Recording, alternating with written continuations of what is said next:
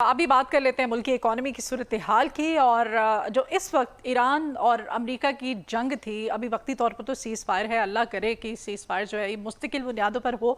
मुज़ाकरात जो हैं, पाकिस्तान ने जो किरदार अदा किया था पॉजिटिव, बहरहाल हमें एक होप है और ये होप हमारी कायम भी रहनी चाहिए और साथ में दुआ भी करनी चाहिए। पाकिस्तान की कोशिशें भरपूर तरीक़े से जारी हैं और इस पर क्रेडिट भी दिया जा रहा है, ना सिर्फ अमेरिका की तरफ से और ईरान की तरफ से बल्कि पूरी दुनिया की तरफ से।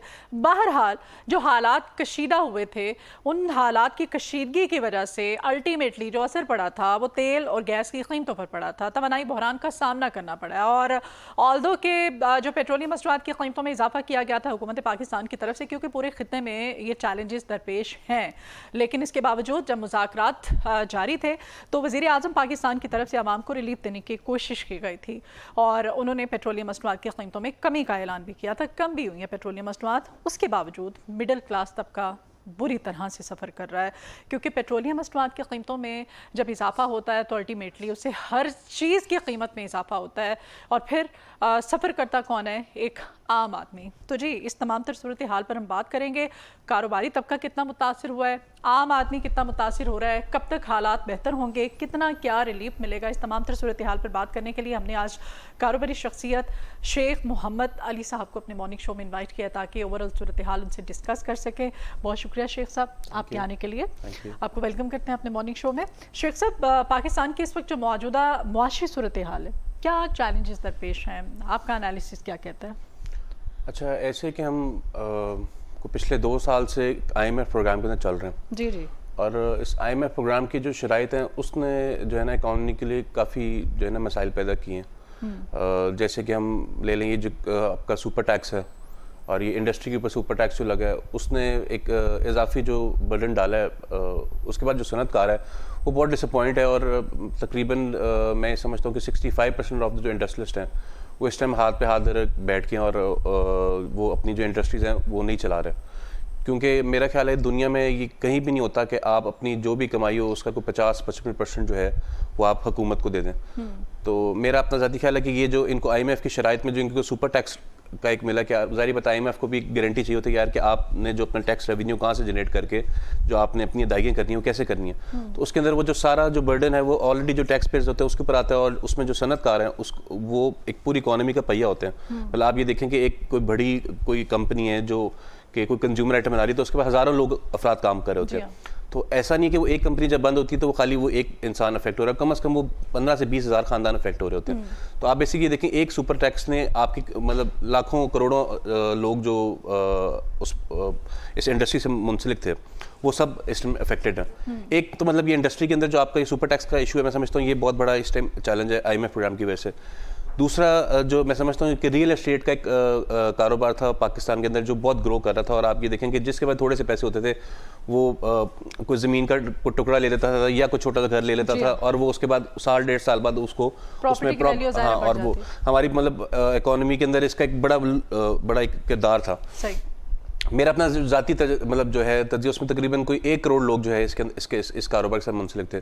तो फिर वो भी IMF की शर्त एक I-70 टैक्स में जिसमें बेसिकली आप एक साथ प्रॉपर्टी रखेंगे तो उसके ऊपर आपको एक इजाफी टैक्स मिलेगा, जिसके से आपके ओवरसीज़ पाकिस्तानी भी रुक गए, आपके जो लोकल इन्वेस्टर्स है वो भी रुक गए। तो वो बेसिकली पैसा जो है आपका इधर उधर कहीं दुबई चला गया या लोगों ने उसको रोक लिया, उसने बहुत ज़्यादा एक घुटन का माहौल पैदा किया। तो आप बेसिकली इंडस्ट्री भी बंद है, रियल एस्टेट का मसला, और तीसरा जो सबसे मेन जो हमारा जो सारा जो सिस्टम है वो ज़राअत के ऊपर डिपेंडेंट है। मतलब इस मुल्क की जो इकॉनमी है का जो असल पहिया है वो ज़राअत चलाती है। मतलब आपका अभी भी जो मुल्क है वो 60% जो है वो ज़राअत के ऊपर डिपेंडेंट है।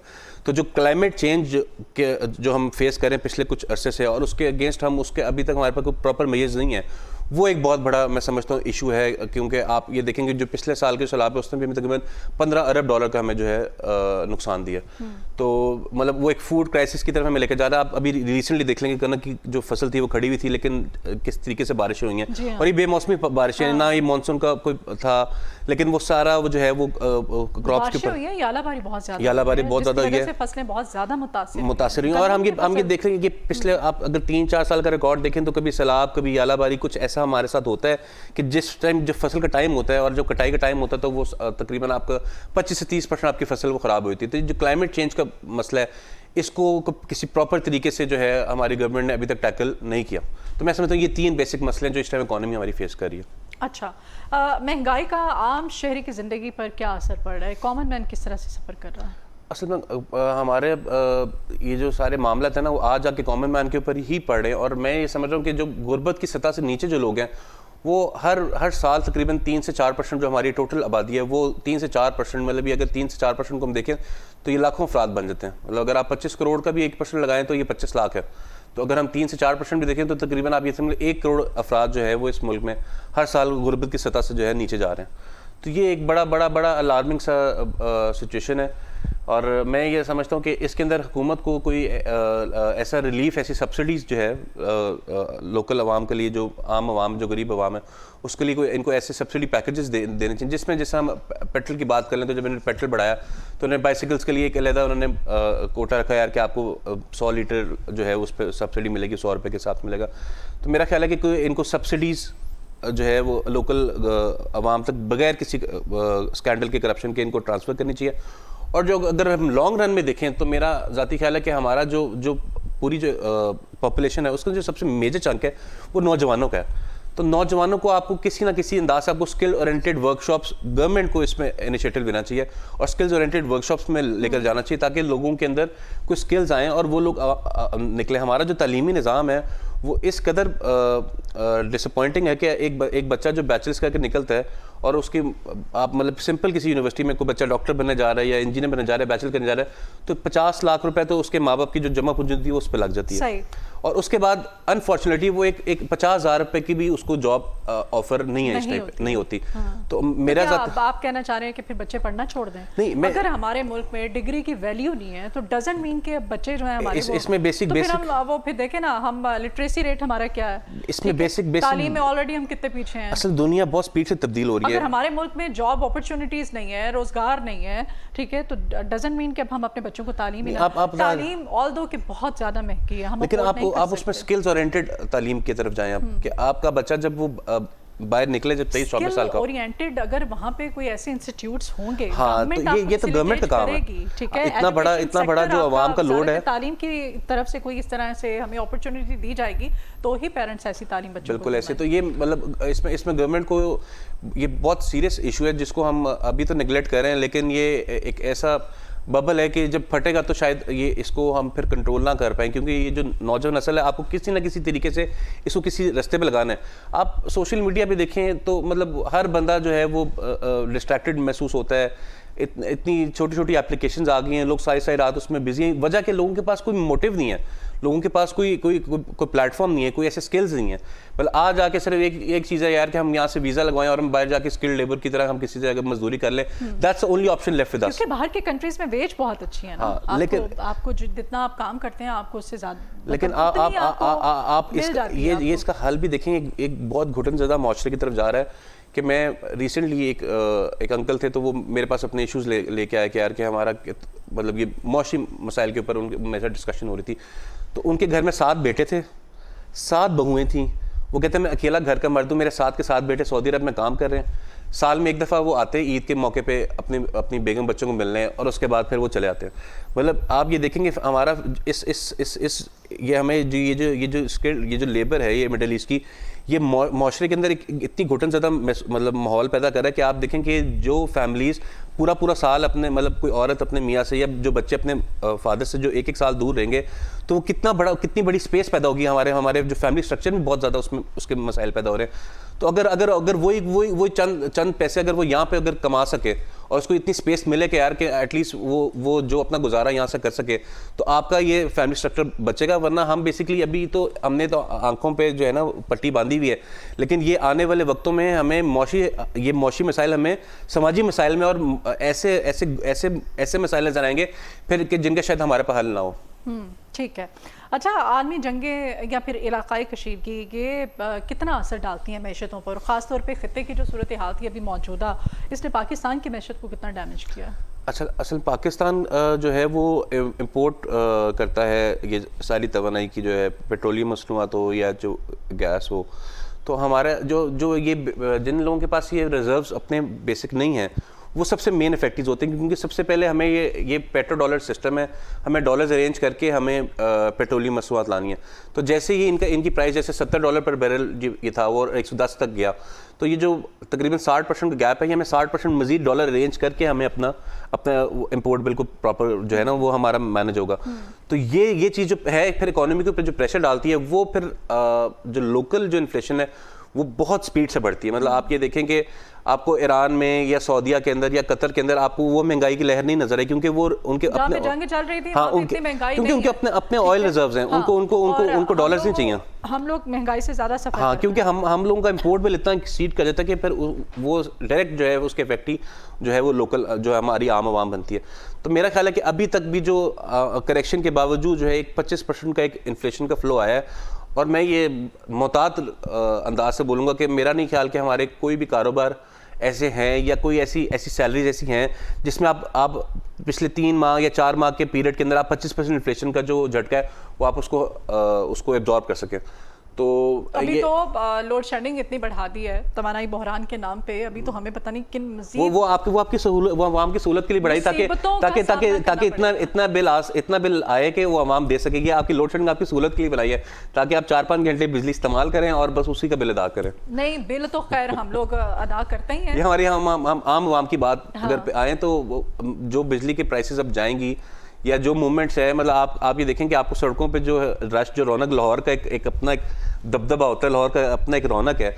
आप अब कभी जाएं, वो 8 बजे वो पीरा फोर्स वाले आएंगे और वो उठा के ले जाएंगे। मतलब पीरा फोर्स वालों को मैंने देखा है वो बाकायदा ठुड्डे मार रहे होते हैं, चपेड़े मार रहे होते हैं बेचारे पथारेदारों को, उन दुकानदारों को जिनकी रोजी रोटी, जिन्होंने 200-300 रुपया शाम को घर लेके जाना है तो उनके घर का चूल्हा जलना है। और ये स्मार्ट लॉकडाउन के नाम पे जो आवाम को बेवकूफ बनाया जा रहा है, आप समझते हैं कि ये सही है? ये इंतहाई खतरनाक है। आप बेसिकली इकोनॉमिक एक्टिविटी को जब रोकेंगे और लोग अपना जो बेसिकली जो प्रॉफिट है, मार्जिन जो उन्होंने उनको डेली अखराजात के लिए जो पूरा नहीं होगा, तो और मजीद इस सिस्टम के अंदर घुटन पैदा होगी। शेडिंग की जा रही है और ये कहा जाता है कि लोड शेडिंग इस वजह से की जा रही है जिससे घरेलू सार्फिन ज्यादा मुताबिक कमर्शियल सार्फिन जो दुकानें बंद नहीं करते हैं, तो फिर वो तमाम तर जो एरिया है उसको वो शट डाउन कर दिया जाता है। ठीक है कि भाई घरेलू सार्फिन की। आप मुझे बताएं कि जब 8 बजे इकोनॉमिक एक्टिविटी बंद होगी तो आप देखें कि आमतौर पर ऑफिस का टाइम है या जो दुकानों का या जो लोकल जो आप आमतौर पर जो मर्द हजरात है वो घर आते हैं 7 से 8 बजे। बेकरीज बंद कर दी हैं 7 से 8 बजे। 8 बजे के बाद उसके बाद फिर लोग बाहर निकलते हैं, तफरी के लिए निकलते हैं, अपनी ग्रोसरी के लिए निकलते हैं। तो वो तो आपने स्पेस दी नहीं, क्योंकि अब जैसे कोई इंसान घर से बाहर निकले, कोई ग्रोसरी लेना, हर चीज बंद है, तो उससे इकोनॉमिक एक्टिविटी का इतना प्रेशर हफ्ते में एक दिन उसके पास है और 8 बजे आपने सब कुछ बंद कर दिया, तो वो बंदा क्या करेगा? तो वो ये आपको मजीद स्वेयर कैसे तरह लेके जाएगा। मैंने अभी रिसेंटली एक और अपना मेरा टॉक शो चला, तो मैंने उससे कहा था यार कि शायद महंगाई वो आपको मिसाइल ना दे के जो आप ये इकोनॉमिक एक्टिविटी रोकने से जो बर्डन आएगा ना इकोनॉमी के ऊपर, शायद ये उससे ज्यादा बदतर। और फिर स्कूलों में फीसें उसी तरह से ली जा रही हैं, हर चीज आपके एक्सपेंसेस 25% आप उसमें 3 दिन स्कूल बंद कर रहे हैं। ठीक है, आप क्या, हमारा तालीमी स्ट्रक्चर आपके सामने ऑलरेडी, हम अपने बच्चों को तालीम से महरूम रख रहे हैं, दूर बच्चों को किया जा रहा है।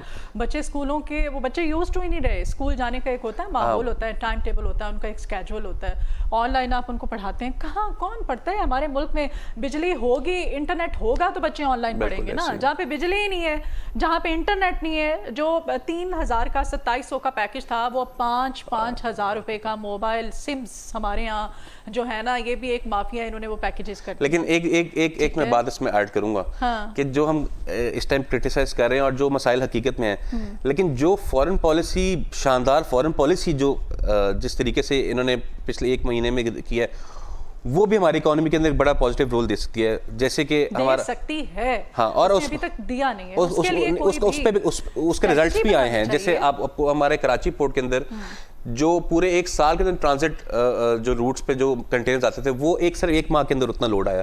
तो वो जो रेवेन्यू में जनरेट हुआ, मतलब जो हमें 1 साल में कराची पोर्ट का रेवेन्यू जनरेट होता है, वो हमें 1 महीने में रेवेन्यू जनरेट हुआ। उससे एक आम सारिफ को क्या फायदा? हाँ, उससे आम सारिफ का ये फायदा हो कि वहाँ पे जाहिर बात है उस इलाके में जो लेबरर्स हैं, जो फॉरवर्डिंग के जो लोग हैं, मतलब उससे मुतल्लिका जो है उनमें तो एक बहुत ज़्यादा एक उनके कारोबार में बेहतरी आई है। और ये बेसिकली अगर ये चीज़ बढ़ती रहेगी तो ये इसका इफेक्ट आपको पूरे सिंध प्रोविंस के अंदर आपको महसूस होगा।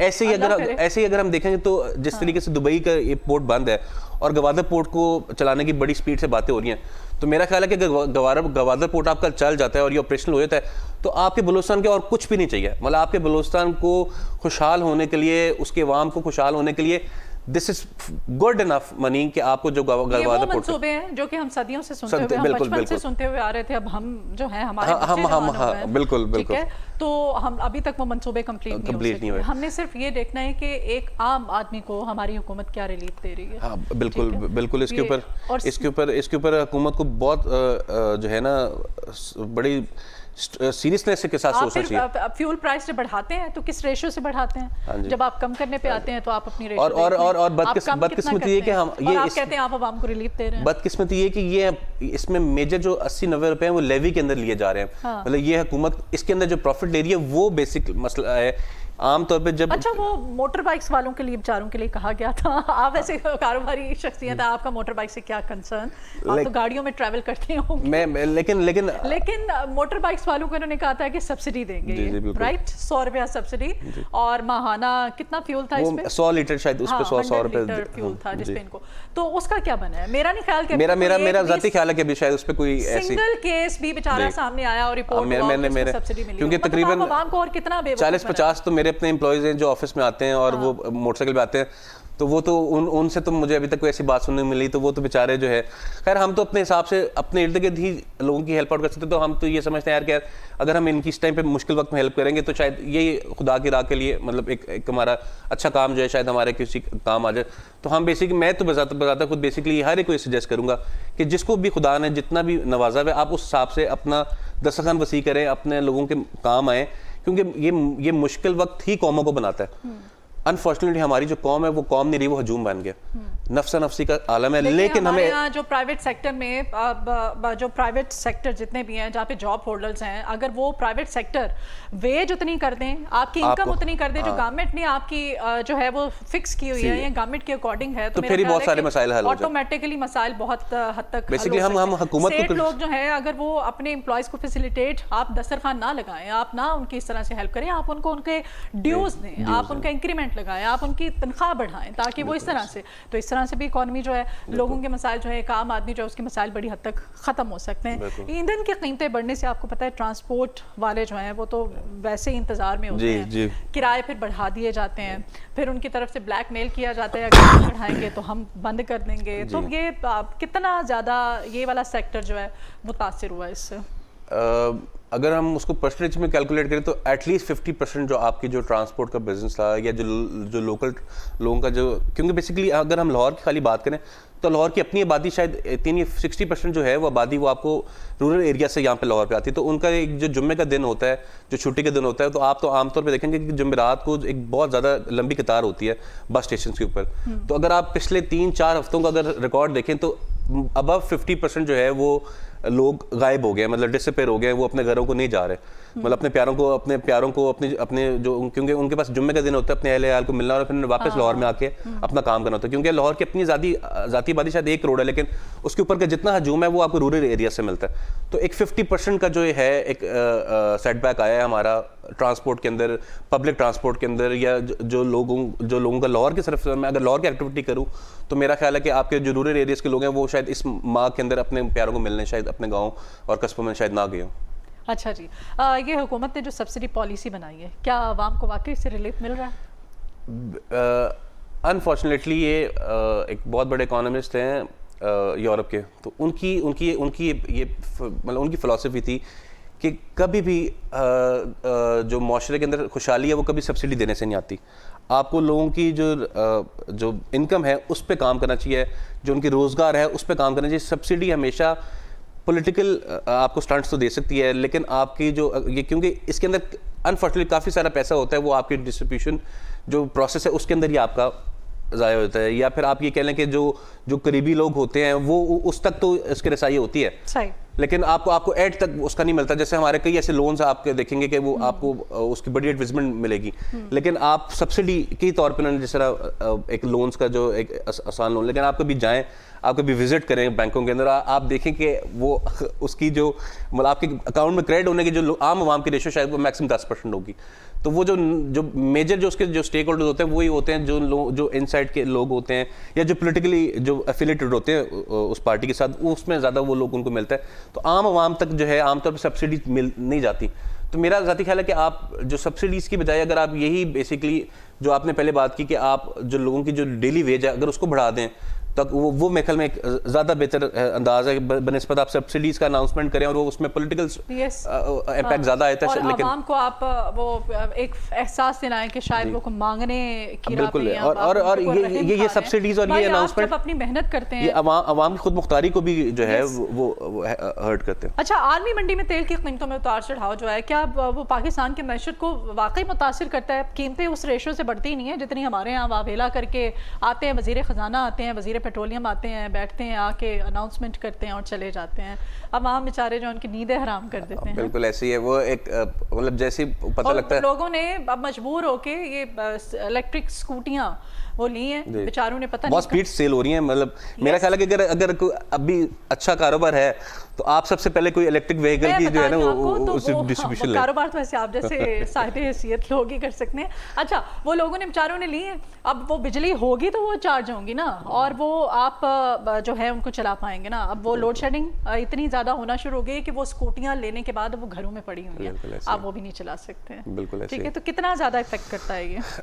असल वही बात कि हम लोग बसाता खुद जो मैंने बताया कि हमने ये चीज़ें इंपोर्ट करनी है, तो उसके अंदर मेरे ख्याल में ये सबसे मेन फैक्ट्री जो है वो पाकिस्तान जैसी इकोनॉमीज हैं जिन्होंने ये सब चीज़ें इंपोर्ट करनी थी।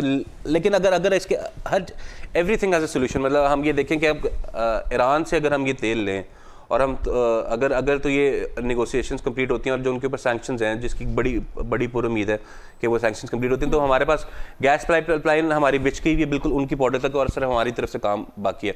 और जो गैस जो एक्सपेक्टेड जो हम उनसे में मिलेगी वो तकरीबन 60% उसकी जो है वो कम है कॉस्ट। और इसी तरह की जो आप बलूचिस्तान के अंदर देखेंगे तो 250 रुपये लीटर, यही डीजल जो 380 रुपये यहाँ पे, वो 250 रुपये लीटर जो है वो वहाँ पे अवेलेबल है बलूचिस्तान के अंदर, क्योंकि वो वहाँ से आ रहा है और वो वहाँ पे गवर्नमेंट ने वहाँ तक की इजाज़त दी हुई है। तो आप ये देखेंगे कि अगर हम उसको किसी तरीके से ऑफिशियली तरीके से अगर हम ये अपना तेल ही ईरान से लें और हम उनको डॉलर्स की बजाय उनसे बार्टर सिस्टम करें, अपना चावल दें, अपना अनाज दें और उनसे लें, तो आप ये देखेंगे कि यही जो इतना बड़ा जो मसला जब ये पेट्रोलियम की कीमत का आता है तो वो आपको ऐसे लगेगा जैसे कि एक रूटीन का हमारा एक मसला बनेगा। इस मसले के ऊपर प्रेस कॉन्फ्रेंस और कॉम से आपको वज़ीर-ए-आज़म को खिताब नहीं कम से कम करना पड़ेगा, लेकिन उसके लिए मेरे ख्याल में आपको अपने हमसाया मुल्क के साथ जो है ना अपने ये टाइज बनाने पड़ेंगे और आपको उसको ऑफिशियली जो है ये तेल लेना पड़ेगा। सही, बहुत शुक्रिया मोहम्मद अली साहब।